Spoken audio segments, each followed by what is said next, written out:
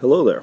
Let's look at a geometric series problem with a context of a salary that keeps getting larger and larger. So Nisha is going to start her career making $30,000 a year starting in 2013 and 5% raise each year working through the end of 2025. And we want to know her total earnings in this short but illustrious career. So her total earnings, we'll call that S for summation, or total salary perhaps, but this will be her earnings in that's her annual earnings in 2013, plus her annual earnings in 2014, plus annual earnings in 2015, all the way down to her annual earnings in 2025. The first one's going to start off at $30,000. But then in 2014, she gets that $30,000 plus a 5% raise. And then in 2015, she gets her $30,000 and another 5% raise. So that's going to be more than the previous one. So 5% raise on top of that, that's 1.05 squared. And then this goes all the way down to the end. 2025, $30,000. Now, this becomes a little bit tricky, and we could list them all off so that we don't make a mistake, or you could look at what the pattern here is, and here I have no 1.05. Here at 2014, I have one of them. In 2015, I have two of them. So if I take this number and I subtract this, I get 2013. So if that extrapolates, this here should be a 12.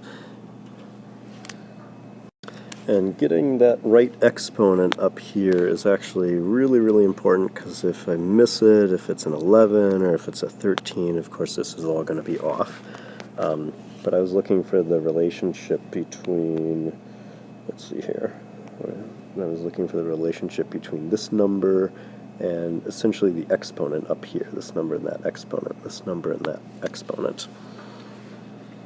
Alright, so we see that this is geometric, and the really cool slick trick for these geometric series is I can scale it. I'm going to multiply this by 1.05s, or I'm going to multiply s by 1.05. So this first term, $30,000, that gets multiplied by 1.05. This next one, $30,000, or 30,000 times 1.05, that can multiply by another 1.05, makes it squared. Then I'm going to have $30,000 times 1.05, it was squared, now it's going to be cubed, so on and so forth. Now somewhere down here I had 1.05 to the 11th, and that's going to make it to the 12th, and there's going to be a 13th in there. 1.05 to the, whoops, didn't quite fit, shrink, whoa, okay, make that a 13. Alright, now we're going to subtract these two. Doesn't really matter what order you do the subtraction, and I'm going to do top minus bottom, so s minus 1.05s equals, and the whole, I'm not actually pairing it up with this minus this and this minus this. This are finite, so you can kind of pair them up with however you want, and we see that this actually matches over here. So when I do the subtraction, those things cancel out with each other, and these things cancel out with each other. And there's going to be lots of cancellation. And what we're going to be left with is 30,000. Oops. Make sure that we get a good 30,000. 30,000 minus this one over at the end here, 30,000 times 1.05 to the 13th power. Okay, so now let's do a little bit of simplification. On the left, I'll factor out an s. On the right, I'll factor out the 30,000. And I could evaluate these things here, but I'm not going to for the sake of the formula, and I'm just going to divide by 1 minus 1.05. And this I can take to my calculator, type that in, make sure to not make mistakes with the order of operations. And I saw that this was 0.485, so I'm rounding it up there. So that is the total amount of money that we've made in our 13 years? Yeah, 13 years of work. Now, this of course is a lot of work, doing that every single time that we have a problem like this.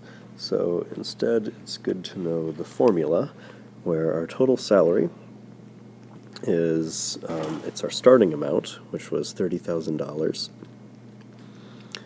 And then this is going to be multiplied by 1 minus the common ratio, 1.05, to the number of years that we're doing this for. So the total number of years here, 2013 to 2025, you'd think it would be 12 years, but we got to add 1 each time, so that's actually 13, all over 1 minus that growth rate again, and you'll notice that that's exactly what we have here. So it really does pay to know this formula.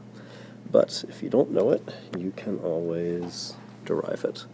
All right, thanks for watching. Character and Scholarship for Life. Get that comma in there, it's starting to bother me.